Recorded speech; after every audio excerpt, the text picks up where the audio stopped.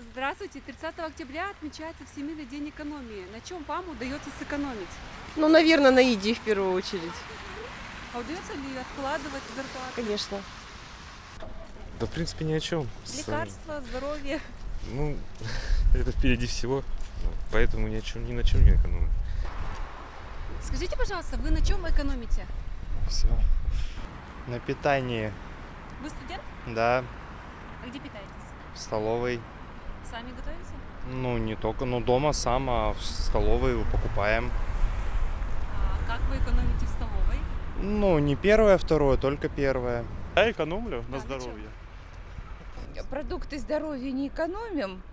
Ну, на какие-то развлечения. На развлечения, да, экономим.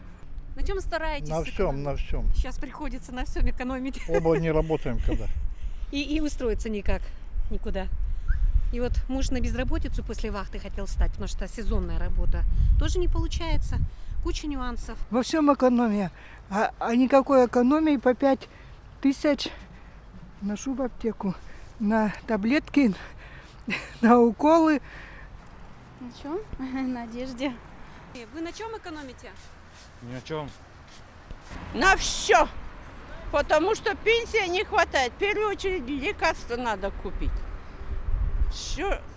Даже не буду говорить. Ни на чем. Я не экономлю ни на чем. Ну, нормально, все, хватает. На всем. Да ни на чем не экономлю. У меня запросы не такие большие. От многих сбережений осталось вот.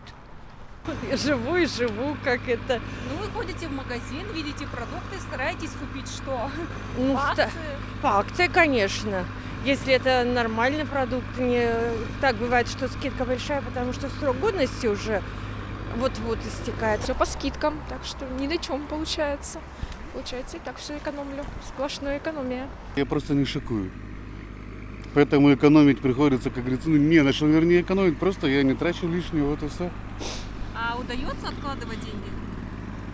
Ой, по идее деньги-то удается откладывать, но я вам могу сказать, что это, ну, как бы сущие копейки. Если на семью условно порядка там 3000 в месяц где-то вот так вот отложить, вот так как бы, ну, к отпуску, к каким-то крупным покупкам, ну, вот